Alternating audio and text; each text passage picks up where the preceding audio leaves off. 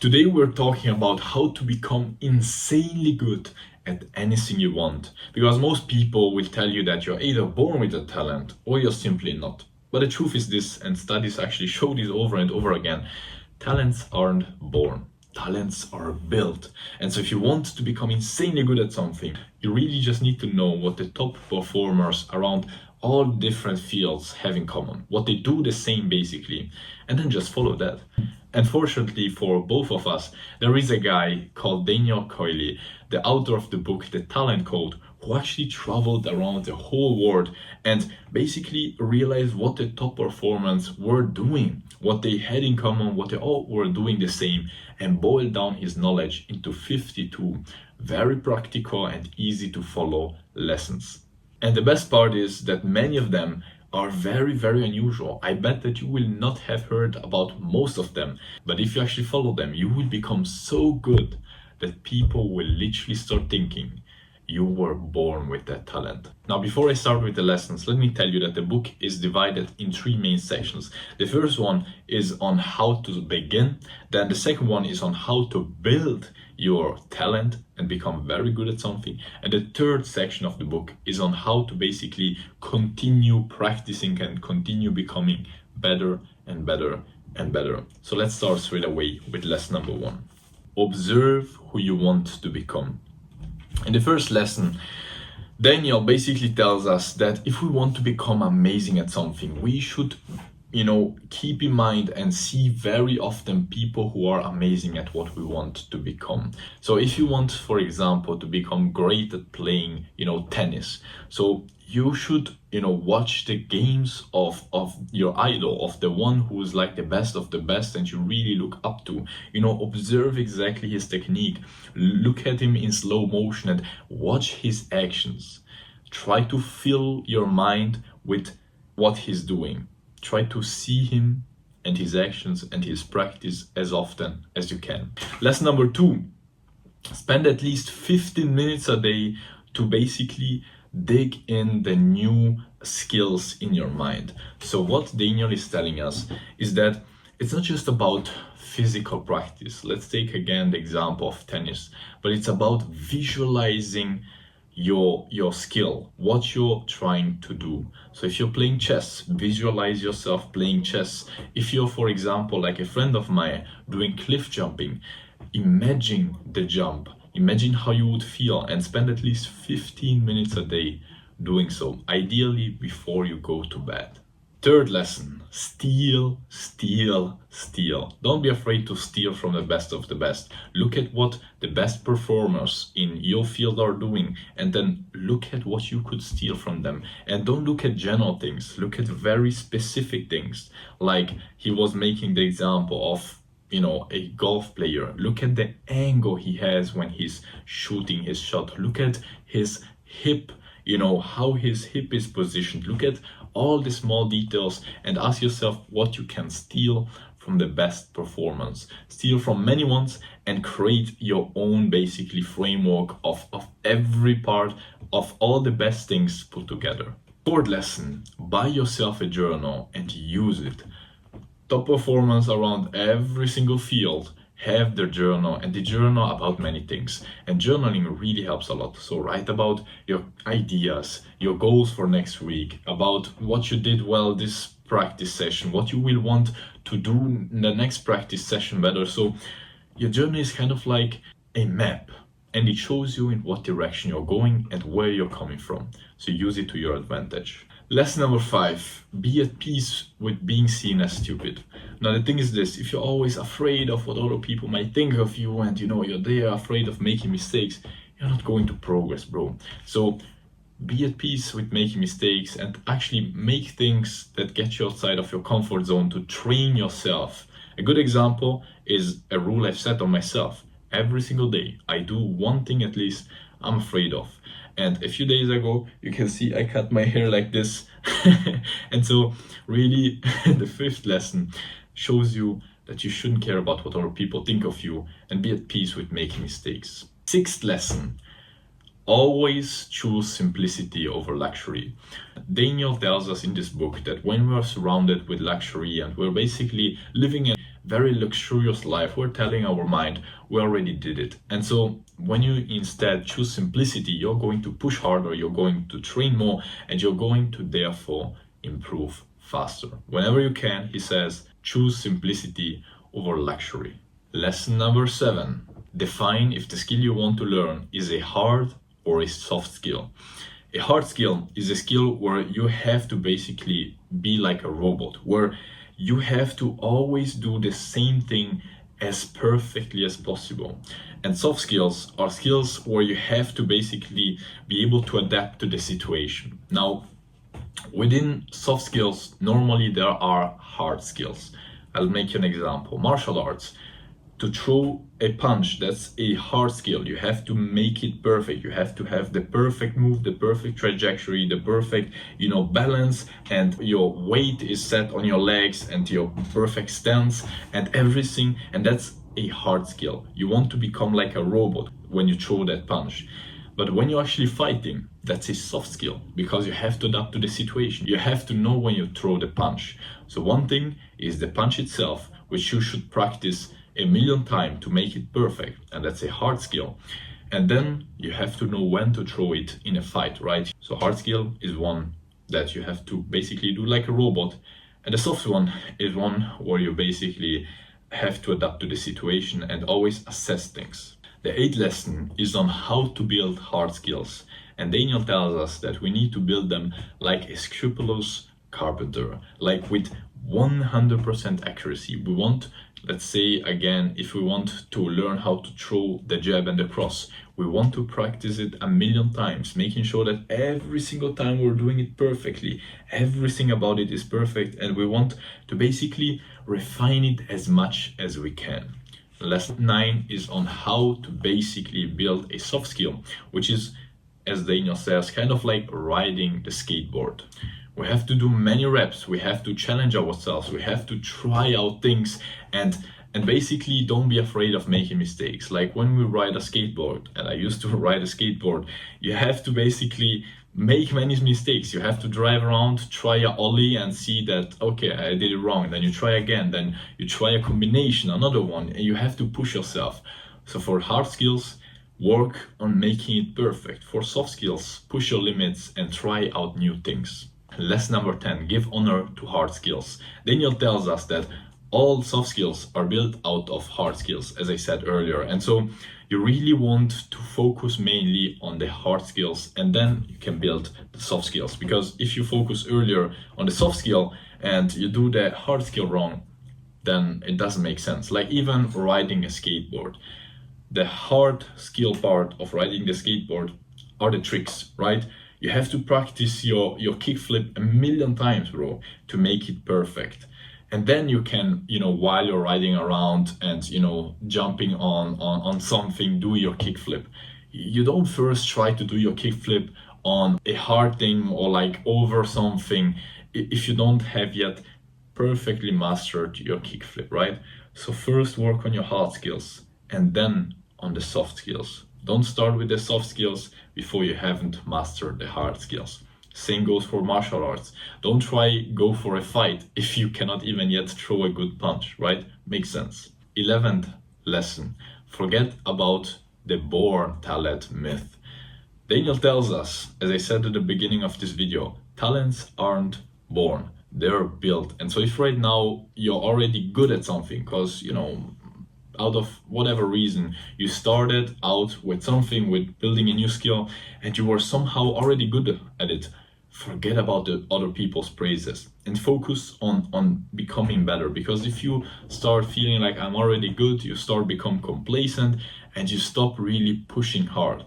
And he says that normally the people who start out well in something, that get all the praises because they're somehow a born talent, they end up being worse off, after years and years of practice than the people who were, back down and who were humbled at the beginning and put in the hard work, because they end up becoming the best of the best, not the ones who get the praises at the beginning.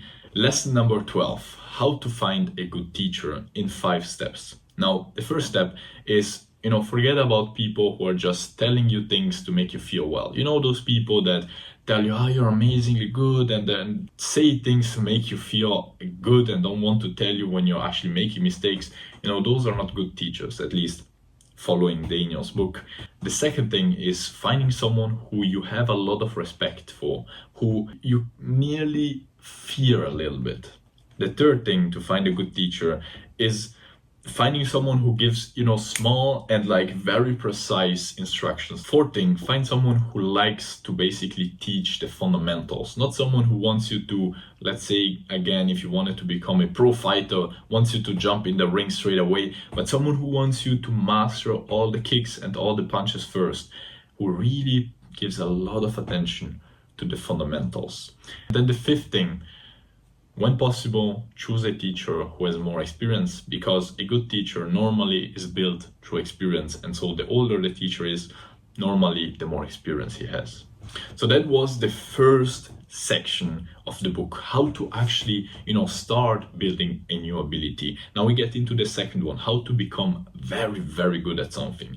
So lesson number 13, find your crucial spot.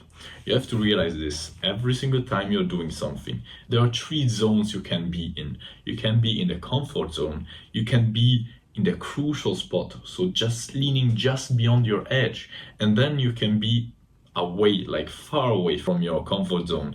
And you should not put yourself in places where you're far away from your comfort zone, not in places where you're in your comfort zone, but in places or in conditions where you're just beyond your edge, just on that crucial zone where you feel challenged, but it's not too hard. I'll make you an example. The other day I was surfing, I was in Bali still, and there were just 2 big waves for my level, and I felt like these waves are out of my league, and so I was not really practicing a lot because I feared taking those waves because they were too big and way too bad for me. And so I didn't make pretty much any improvement because I was far outside of my comfort zone. Now also taking waves that were too small for me, it's also way too far in my comfort zone that wouldn't push me to improve. So the ideal is finding the waves that are challenging me but not too far away from my current level. Lesson 14, forget about how long you're working. Focus on high quality repetitions and focus on the amount of repetitions, of high quality repetitions you're doing. Forget about the time. Lesson 15, divide every ability in the smallest possible chunks. Every ability you can learn can be divided in different chunks, and you should work on them, first of all, one at a time, and then you put them together. Let's say you wanted to learn how to jab. One thing is the punch, right? The other thing is also the shoulder movement. Then you also have your feet, the position of your feet. Then you also have the weight distributions. So these are all basically different factors of just throwing a jab. So first of all, you work on the stance, then on the weight distribution, then on how your shoulders move, and then you throw the punch. Then you also work on how your shoulders are and all of those kind of things, and your guard. But don't work on the whole thing, on a big chunk, if you haven't yet mastered its factors. This is a good one. Lesson 16. Every day, try to get one perfect chunk. This I've seen on myself is really powerful. When I wanted, for example, to improve my handstand push-ups, which I'm doing right now I focus every single day on making, one perfect chunk, at least one perfect handstand push-up. Now, right now I'm getting, further from that level. So what I'm doing is making 2 perfect handstand push-ups, and then 3, and then 4, and then 5. So you want to see, as we said earlier, your zone where you're leaning just beyond the edge, and then make sure that you get one chunk at least perfect every single time you practice. That's very, very powerful. Lesson 17, embrace the fight. Practicing, putting in the work, doing mistakes, it is going to be uncomfortable. It's going to, require a lot of effort. So just embrace that effort and see it as part of the game and know that it's there and just push through it. Lesson 18, 5 minutes a day is way better than 1 hour a week of practice. The thing is this, When we want to build a new ability, it's mainly about the neurological adaptations, the new pathways you're creating in your mind. And so 5 minutes a day repetition is better than 1 hour a week. So doesn't matter what thing you're practicing, it's better to do it every single day or way more often. Less intense than more intense, less often. Lesson 19. Don't make like workouts, make little games. This is a very powerful way to basically make your whole journey more fun, and that's why you're going to practice more and do more reps and basically improve faster. Instead of thinking of your practice like a boring thing, see it as a game and gamify things. Look at how you could make it a game, literally something you enjoy doing, something that feels like a game. Lesson 20. Practice alone. The thing that they've seen that basically divides some really, really good amateur experts from the best of the best of the best in the world is that the best of the best, didn't matter in what field, they were doing way more practice alone. Really good amateur experts, they were doing a lot of practice but with other people. So just practice on your own more. Lesson 21. Think in images.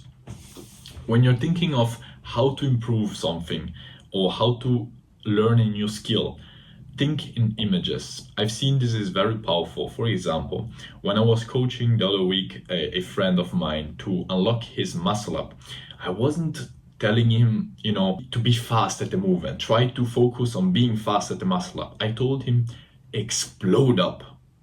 You know what I mean? You see the difference? Don't be fast, but explode up and try to make everything you're doing or the practice you're doing way more visual.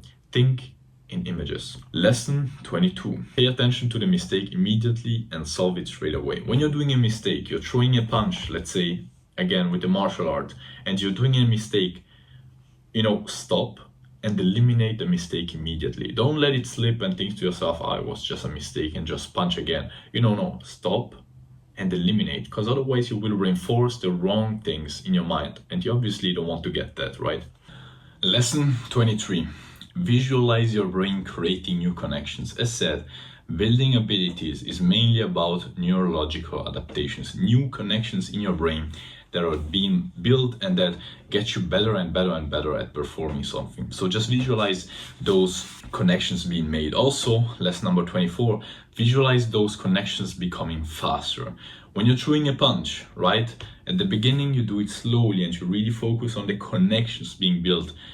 All the different things that you have to keep in count when you're throwing a punch. But then focus also on those connections becoming faster, right? When you're throwing punches, faster, same the same quality, but faster connections.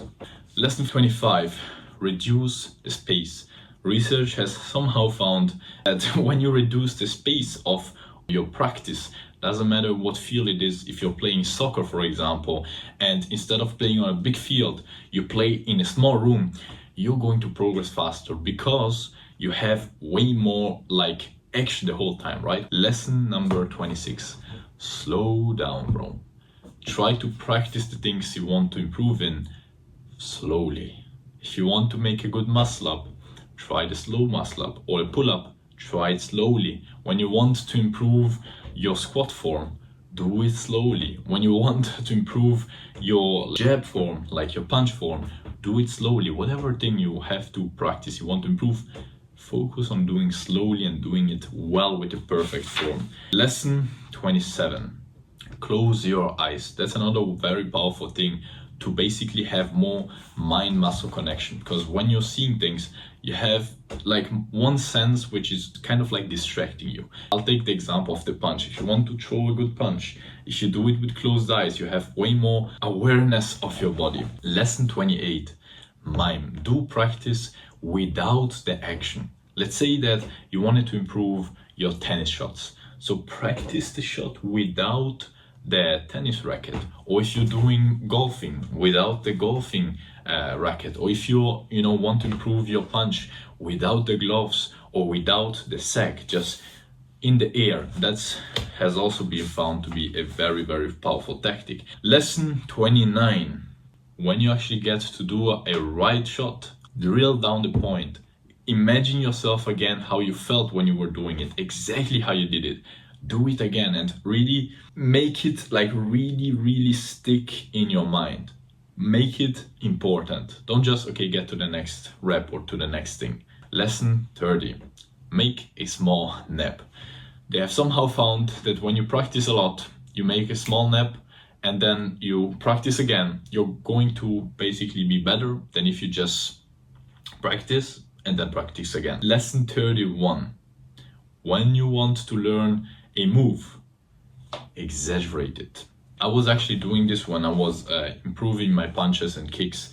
When they were telling me, oh, you're not moving enough your shoulders, I was then exaggerating my shoulder move so that I was now more aware of it, exaggerating exactly. So if before I was like this, now I was exaggerating, right? So that's powerful and you can use it for whatever other ability you want to learn. Lesson 32, think positively. Doesn't matter what thing you want to basically improve. Don't focus like, I don't want to miss the shot. Focus on hitting the shot.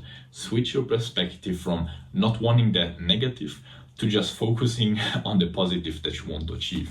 Lesson 33. If you want to learn from a book, close it. Now, this might sound controversial, but when you actually want to learn from a book, and I've seen this by reading many books and basically finding out the best techniques to remember what I read, it's very powerful. When I finish a chapter, I just close it up and I try to repeat again what I've just said, what I've just understood. That's really powerful and helps a lot. Lesson 34, use the sandwich technique. So when you do a good thing, right? You're practicing, you hit a good shot, then you miss one shot, then the third shot has to be a good one. So make sure that after a bad shot or after a bad move, after a mistake, you make a perfect one, or at least a very good one. Lesson 35, use the 3 times 10 technique. Studies show that you're basically going to build more, neurological adaptations and therefore improve faster when you actually, every single time you practice, you do your practice, then you give yourself 10 minutes of rest. Then you do another practice, another 10 minutes of rest, another practice, another 10 minutes of rest. So 3 times 10 minutes of rest in between. That has somehow been shown to be like the sweet spot for improvement. Lesson 36, invent daily tests. Whenever you're doing your practice, as said before, gamify it and then invent some daily little tests, right? You want to test yourself, you want to push yourself, you invent something that is challenging you a little bit, at least a little test you want to tick off for the day, right? I don't know, whatever skill you want to learn. For example, yesterday I was working on my handstand push-ups, so my test was to get 190-degree negative with hold at the end. That was my test and I just made it, right? Lesson 37, follow the Riva scale to identify the best possible practicing technique. Because when you want to practice, there are some people going to tell you, you need to do this, then you need to practice on that. Other people are telling you, no, you need to follow this technique. But to identify the best one, just follow the Riva scale. So R stands for repetition.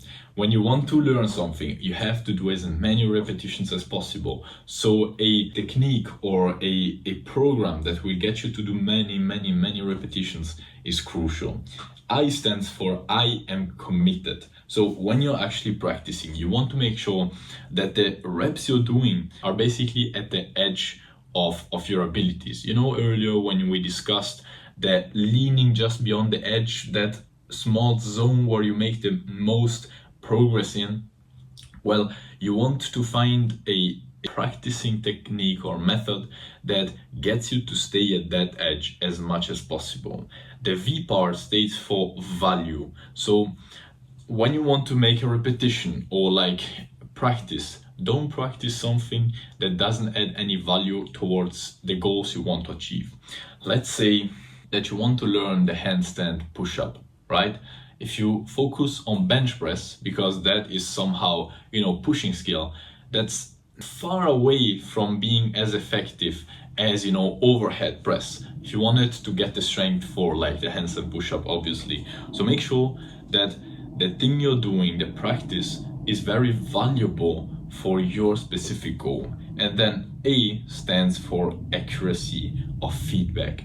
Whenever you practice, you want to have as fast and as quick feedback and accurate feedback as possible. Because if you take a test or if you do some practice and you only have feedback about 1 week afterwards, you're not going to progress. It's way faster and way better if you actually do one thing and you immediately have, like feedback. Let's say that I was, practicing my punches again for martial arts. It's way more powerful if I have a coach near me who tells me exactly when I throw the punch, okay, this is wrong, this is right, this is wrong, than if I make a video and then I have to analyze it myself and ask myself, okay, is this actually a good punch? And after half an hour, after I've punched it, I throw all those punches and then I realize that they were actually wrong. So it's way more powerful when you have accurate and fast feedback. Lesson 38. Stop before you feel exhausted. Now, before I get into the lesson, I can hear your thoughts. You're thinking to yourself, well, why has he cut his hair, changed his t-shirt, and changed setting? Well, it's very simple. There have been a few lessons where my camera somehow blurred everything, so I'm making them again for you so that you get the most out of this video. Now, lesson 38 was on how to stop when you don't feel exhausted. And this is very crucial because think about it.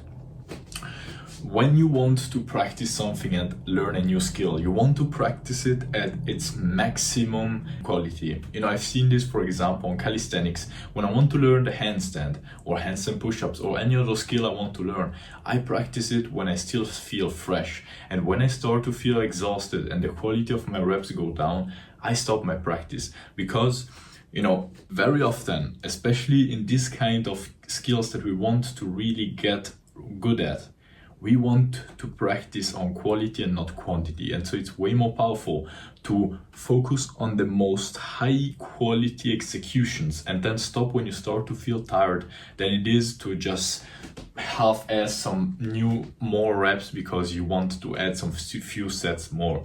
Doesn't make a lot of sense. So always stop just before you start feeling exhausted or just when you start feeling quite tired and you see that the quality of your reps goes down. Lesson 39. Practice immediately after a competition. Now, to be really honest, I don't know exactly why this is so important, but studies actually show that it's powerful and it actually does improve your practice and your improvement a lot if you do even a little practice just afterwards your competitions. And so if you're already competing in whatever skill or thing you want to get better at, this might help you out a lot. Lesson 40.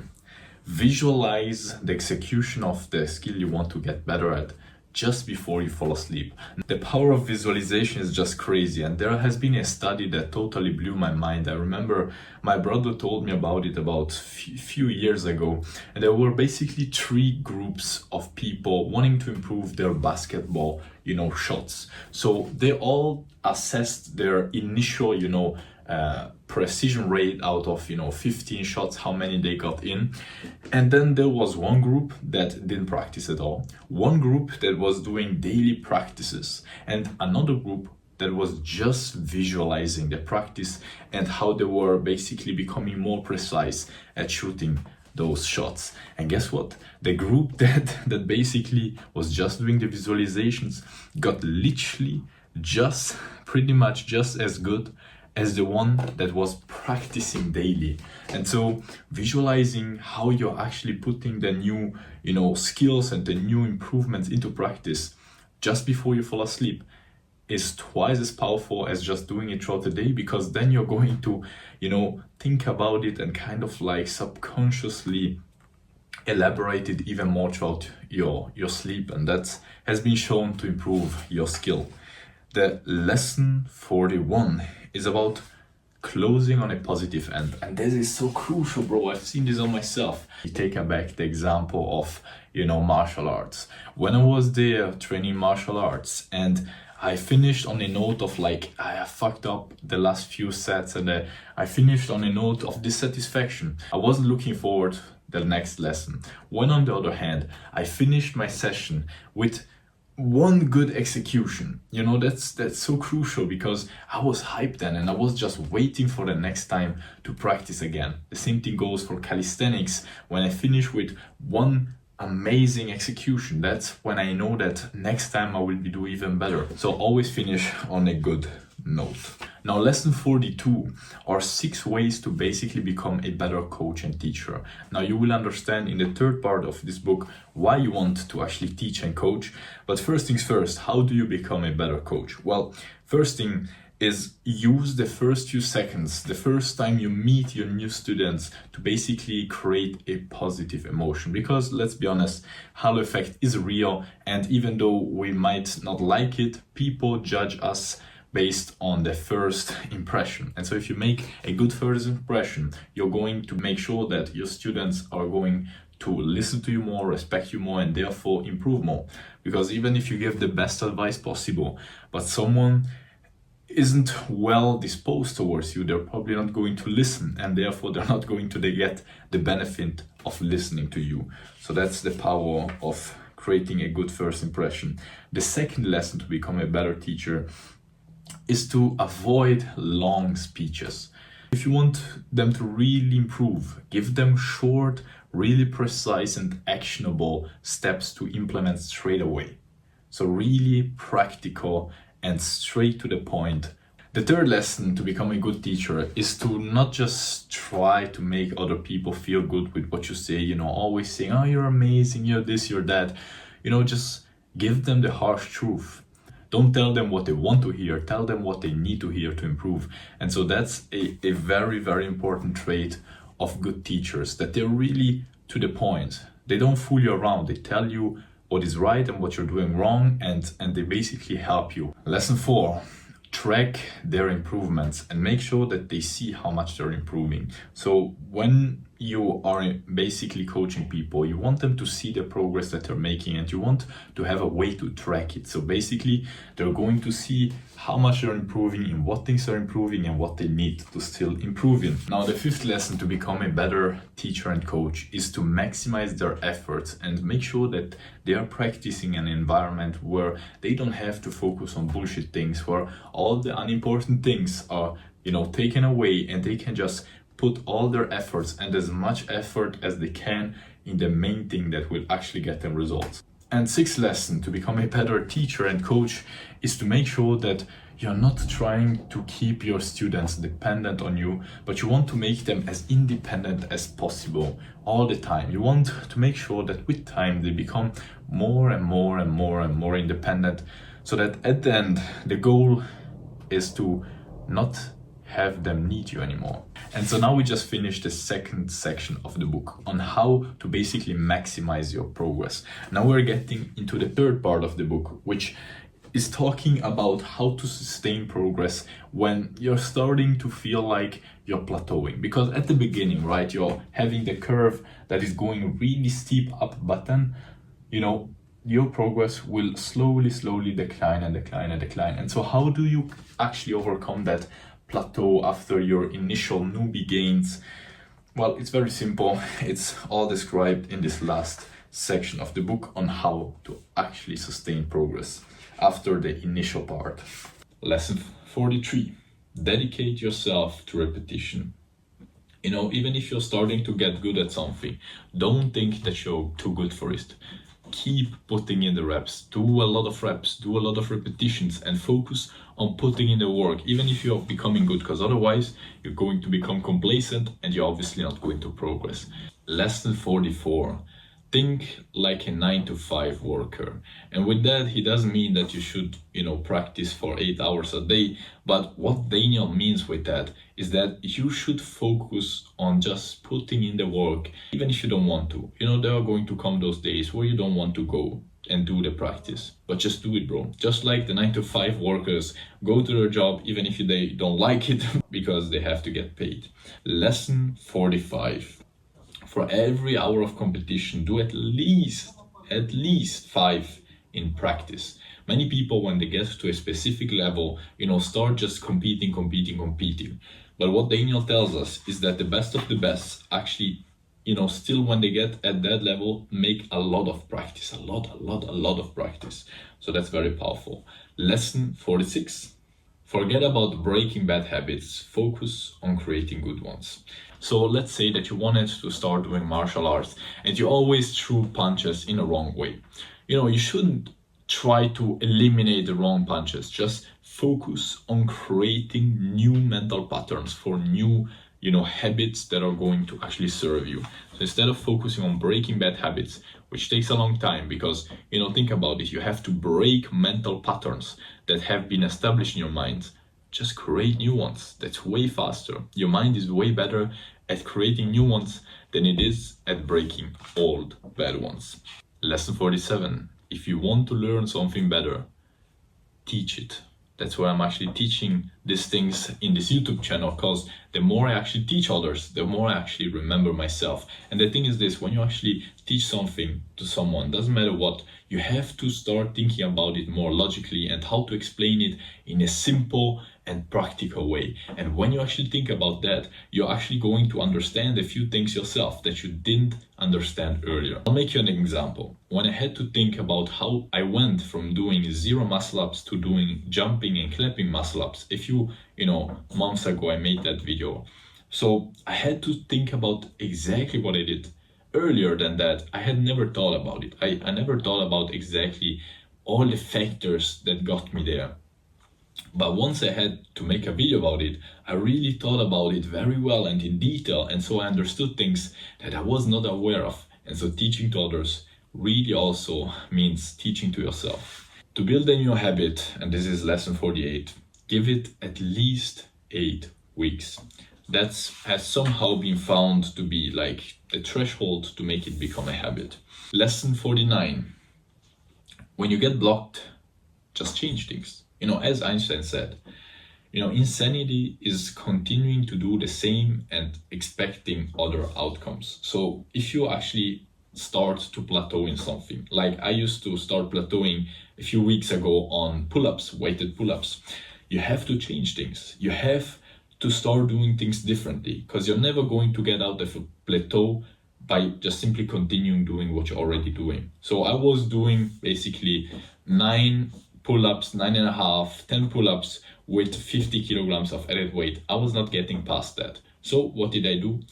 I dropped the weight and I started focusing on the best quality form, because I was doing them kind of not too clean. And so that was probably the reason why. And so now I'm getting again out of that plateau because I changed things. Lesson 50, cultivate your courage. Whatever you're trying to improve in, it needs courage. It needs courage to push through the moments of hardship. It takes courage to, make mistakes in front of others and not care. It takes courage to start competing.